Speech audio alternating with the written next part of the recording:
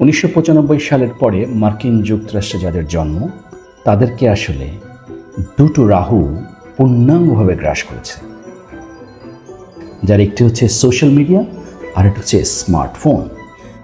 1981 থেকে 95 পর্যন্ত মিলেনিয়াল বা 1965 থেকে 1980 পর্যন্ত জেন এক্স এই সর্বগ্রাসী থাবা থেকে মুক্ত।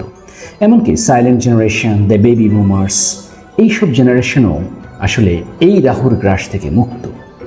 কিন্তু পূর্ণাঙ্গভাবে 1995 সালে জন্মগ্রহণ করা যে প্রজন্ম, তাদের জীবন কেটেছে আসলে ফোনের মধ্যে দিয়ে, যেটাকে ফোন বেসড চাইল্ডহুড বলা হচ্ছে, এবং যারা আসলে তাদের সমস্ত চাইল্ডহুড ব্যয় করেছে TikTok, Instagram, Facebook, Twitter, Snapchat সহ নানাবিধ সোশ্যাল মিডিয়া এবং স্মার্টফোনের ভেতর দিয়ে। এইসব অসাধারণ বিষয় নিয়ে মার্কিন মূল্যকের জেনজি নিয়ে এক চমৎকার বই, the anxious generation, how the great rewiring of childhood is causing an epidemic of mental illness. New York টাইমসের বেস্ট সেলিং এই বইটি লিখেছেন জোনাথন হাইট, যিনি নিউ ইয়র্ক ইউনিভার্সিটির স্টান স্কুল অফ বিজনেস এর সোশ্যাল সাইকোলজি প্রফেসর। তার আরও কিছু উল্লেখযোগ্য নাম করা বই রয়েছে, যেমন হচ্ছে the happiness hypothesis, the righteous man. Anxious generation বইটি মূলত 4টি পার্টে বিভক্ত। প্রথম পার্ট হচ্ছে দ্য টাইডাল ওয়েভ, আসলে যার মাধ্যমে সাফারিং এর শুরু, the decline of the play based childhood, এবং contrary the rise of the phone based childhood.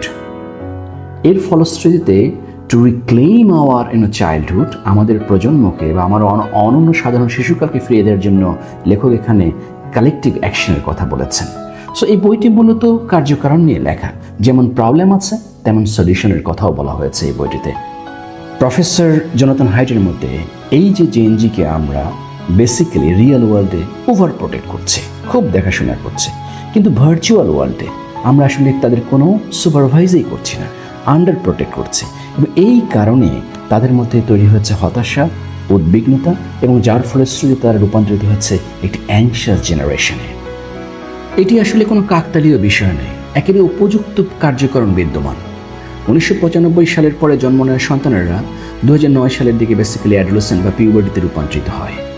তাদের চঞ্চল এই সময়ে আবির্ভূত হয় অপ্রতিরোধ্য internet, iPhone, social media, like, share, retweet, আসে ফ্রন্ট ফেসিং ক্যামেরা, আর এরই মধ্যে ফেসবুক কিনে ফেলে ইনস্টাগ্রাম। আর এই সব কিছুই ঘটে 2007 থেকে 2012 সালের মধ্যে। ফলশ্রুতিতে আমাদের সন্তানেরা ডুবে যায় এই সোশ্যাল মিডিয়া স্মার্টফোনের মহাসাগরে, হারিয়ে যায় প্লে বেসড চাইল্ডহুড, পুরো কর্তৃত্ব চলে যায় ফোন বেসড চাইল্ডহুডে। আর লেখক এই সময়টাকে বা এই কার্যক্রমকেই বলছেন the great rewiring of childhood.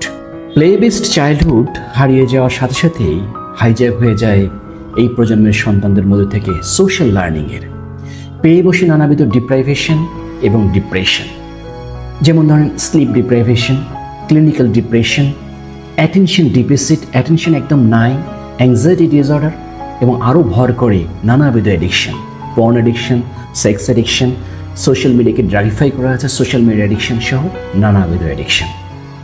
2001 সালের 9/11 পরবর্তী যে জেনারেশন মার্কিন যুক্তরাষ্ট্রের, সেই জেনারেশনকে নিয়ে লেখা কার্লা ভারমুইলেনের জেনারেশন ডিজাস্টার বইটির সাথেও এই অ্যাংশিয়াস জেনারেশন লিঙ্ক আপ করেছেন লেখক জোনাথন হাইট। প্লে বেসড চাইল্ডহুডের যেসব প্রজন্ম, তারা আসলে নিজেদেরকে আবিষ্কার করত, আবিষ্কার নেশায়, স্বপ্নের নেশায়, আকাশ ছোঁয়া স্বপ্ন ছিল তাদের, সবসময় সার্চ করত পৃথিবীর কোন প্রান্তে কোন অপরচুনিটি আছে। তারা নিজেকে নানাবিধভাবে চ্যালেঞ্জের মধ্যে গ্রো করত।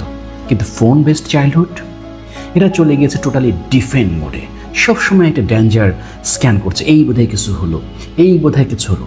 এত প্রাচুর্যের মধ্যেও এই যে কম্প্যারিজনের কারণে তাদের মধ্যে একটা স্কেয়ারসিটি মাইন্ডসেট তৈরি হয়।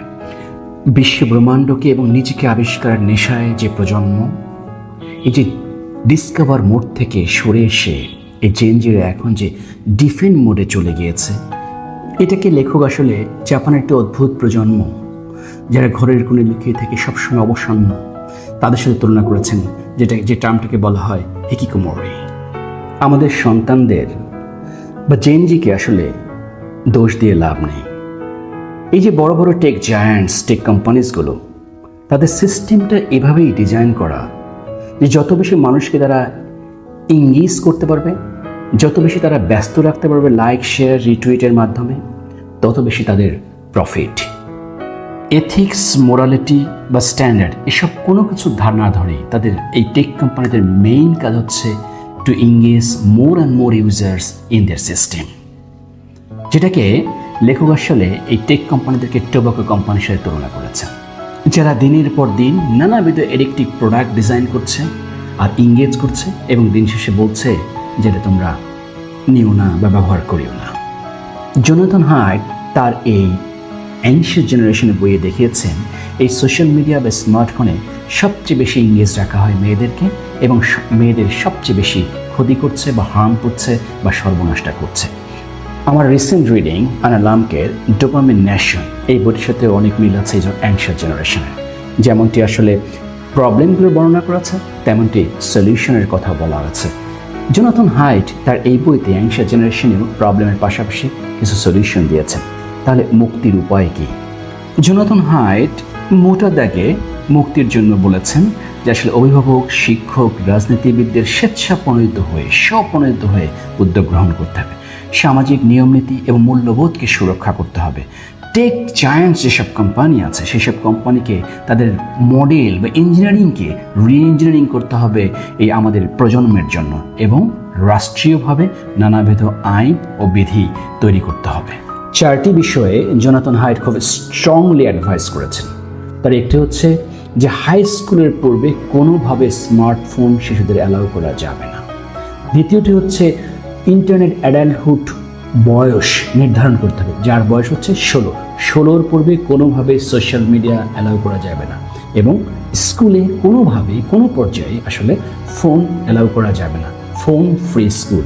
আরেকটি বলেছেন যে সকলের জন্য, সেটি হচ্ছে শিশুদেরকে চাইল্ডহুড ইন্ডিপেন্ডেন্স দিতে হবে এবং ফ্রি প্লে, পর্যাপ্ত প্লের খেলাধুলার সুযোগ দিতে হবে। লেখক এখানে বেশ কিছু বেস্ট প্র্যাকটিসের কথা বলেছেন, যেমন ইউকের এইজ অ্যাপ্রোপ্রিয়েট ডিজাইন কোড, যেটা 2020 সালে আইনটি প্রণীত হয়েছে, ইউএসের কিডস অনলাইন সেফটি অ্যাক্ট, সেটির কথা বলা হয়েছে, এবং children online privacy protection act 2023, যেটা আমেরিকা হচ্ছে, সেটির কথা বলা হয়েছে।